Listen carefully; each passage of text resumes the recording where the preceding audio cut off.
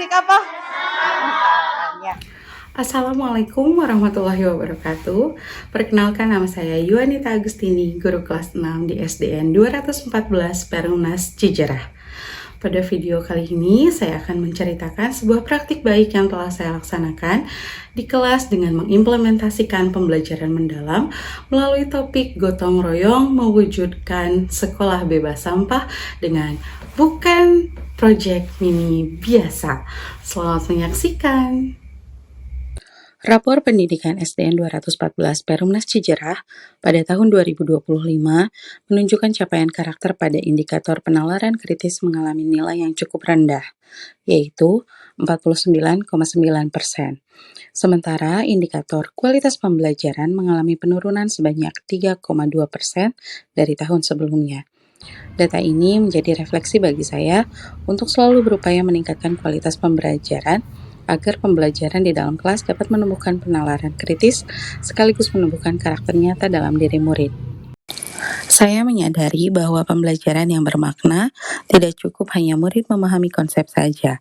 Murid perlu diajak untuk berpikir lebih mendalam, menemukan makna dan menumbuhkan kesadaran dari setiap pengalaman dan mengaitkannya dengan kehidupan nyata. Prinsip inilah yang menginspirasi saya untuk mengimplementasikan pembelajaran mendalam melalui kegiatan Project Mini. Adapun tantangan yang saya hadapi dalam melaksanakan proyek mini ini, yaitu kesiapan dan kebiasaan murid dalam berkolaborasi. Beberapa murid belum terbiasa berdiskusi, berbagi peran, atau menyelesaikan konflik yang muncul dalam kegiatan kelompok. Masih ada beberapa murid yang pasif dan bergantung pada teman yang lebih dominan di kelompoknya. Kemudian, keterbatasan sarana dan juga waktu. Pada saat kegiatan proyek mini ini sedang berlangsung, sekolah sedang mengalami masa revitalisasi, sehingga kegiatan pembelajaran tidak dilakukan di dalam ruangan kelas yang secara kondusif, serta pengadaan sarana yang kurang lengkap. Yang ketiga yaitu penggunaan teknologi. Sebagian murid belum familiar dengan penggunaan aplikasi digital, sehingga mereka perlu belajar mengenai penggunaan Canva dan juga Wayground Paper Mode untuk mendukung kegiatan Project Mini. Walaupun demikian, saya memandang bahwa setiap tantangan bukan sebagai hambatan, melainkan sebagai peluang untuk terus berinovasi. Tahapan yang pertama yaitu memahami untuk membangun kesadaran dan rasa ingin tahu murid. Pada pertemuan pertama ini, saya memulai kegiatan pembelajaran dengan menayangkan cuplikan video tentang krisis sampah yang ada di Indonesia untuk menumbuhkan rasa empati dan kesadaran murid. Setelah itu, saya mengajak murid berdiskusi melalui pertanyaan terbuka. Pertanyaan-pertanyaan tersebut membuka kesadaran murid bahwa persoalan kebersihan bukanlah tanggung jawab petugas kebersihan semata, melainkan tanggung jawab bersama. Pada saat inilah saya memperkenalkan konsep Project Mini sebagai bentuk gotong royong untuk mewujudkan lingkungan sekolah yang bebas dari sampah. Saya membagi murid menjadi 6 kelompok dengan jumlah anggota kelompok terdiri dari 4-5 murid di setiap kelompoknya. Sebagai bekal informasi untuk mendukung proyek mini, murid akan melakukan observasi lingkungan dan juga wawancara kepada warga sekolah, baik pedagang, guru, maupun murid lainnya. Setelah itu, murid kembali mendiskusikan rancangan proyek mini sesuai dengan topik yang telah mereka pilih sebelumnya. Mereka menggali informasi dari internet mengenai materi tentang sampah, sedangkan guru melakukan observasi kegiatan diskusi apakah sudah mencerminkan sikap gotong royong atau belum dalam kelompok tersebut. Untuk lebih memahami konsep tentang gotong royong, saya memberikan sedikit penjelasan yang dilanjutkan dengan asesmen formatif berupa kuis melalui Wayground Paper Mode.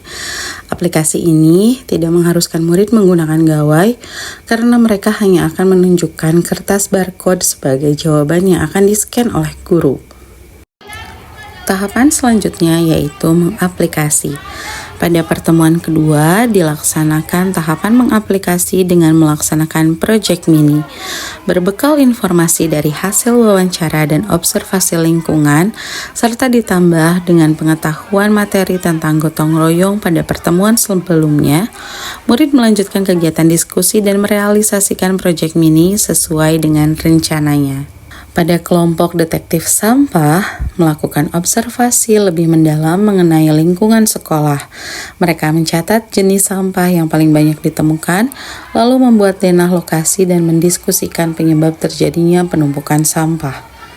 Pada kelompok kampanye peduli sampah, menyusun pesan-pesan kampanye melalui poster dan slogan-slogan yang menarik.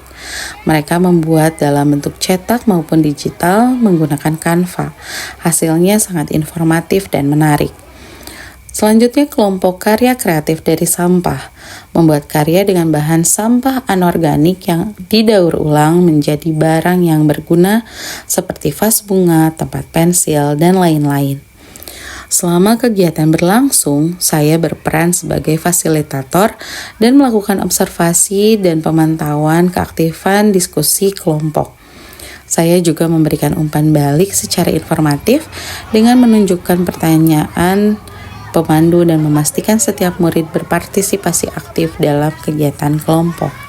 Sebagai puncak kegiatan, pada pertemuan ketiga, murid menyelenggarakan mini pameran dan walk gallery. Setiap kelompok mempresentasikan hasil proyeknya di hadapan teman-teman dan guru lainnya. Murid diminta untuk memberikan tanggapan dan apresiasi terhadap karya yang telah ditampilkan. Tahapan terakhir yaitu merefleksi. Setelah pameran selesai, saya memandu sesi refleksi dengan mengajukan beberapa pertanyaan. Seperti apa tantangan yang kalian hadapi, kemudian hal yang paling berkesan yang kalian dapatkan, dan juga apa yang termasuk keberhasilan yang kamu rasakan untuk menerapkan sikap gotong royong dalam kehidupan sehari-hari. Jawaban mereka sangat beragam dan menyentuh. Salah satu murid mengatakan bahwa ia lebih sadar bahwa menjaga kebersihan adalah tanggung jawab bersama-sama. Ada pula yang menyampaikan bahwa hal yang paling berkesan saat ia menjadi lebih berani berbicara di depan umum setelah kegiatan walk gallery. Sedangkan tantangan terbesar ternyata adalah menjaga keegoisan yang ada dalam diri mereka agar kegiatan kelompok dapat berjalan dengan baik dan mencapai hasil yang memuaskan. Selain melakukan refleksi secara lisan, murid pun menempelkan hasil refleksinya berupa pengalaman dan perasaan mereka selama kegiatan proyek berlangsung pada papan refleksi. Warahmatullahi wabarakatuh. Saya Azika Muhammad Nabik, siswa dari SD Nusa Tenggara Sejarah, akan bercerita tentang kegiatan refleksi hari ini. Kegiatan refleksi hari ini adalah bergotong royong untuk melakukan mini proyek SD Nusa Tenggara Sejarah. Kami memulai semua itu dengan observasi lingkungan dan juga wawancara pedagang. Lalu kita juga membuat denah sederhana, juga proyek karya dari barang bekas. Contohnya, membuat barang bekas dari stik es krim yang bisa kita pakai untuk menjadi tempat pensil. Lalu semua itu kita bisa lakukan dengan gotong royong. Gotong royong itu bagi saya itu penting untuk kegiatan sehari-hari karena bisa mencegah keegoisan dan juga memberikan opini sehari-hari. Saya Hazika Muhammad Nabik, siswa SD Setempat Prima Sejarah kelas 6. Wassalamualaikum warahmatullahi wabarakatuh. Bukan proyek mini biasa menjadi contoh nyata bahwa pembelajaran mendalam dapat membentuk karakter murid tidak hanya membangun pengetahuannya saja. Melalui kegiatan ini, gotong royong dapat dilaksanakan dalam kehidupan sehari-hari, bukan hanya pengetahuannya saja. Sebagai guru, saya merasa bangga dapat menyaksikan perubahan kecil namun berdampak besar di kelas saya. Saya percaya ketika sebuah pembelajaran berangkat dari pengalaman nyata akan bertahan dan melekat lebih lama dalam benak murid. Berbeda dengan halnya saat mereka membaca teori pada buku teks.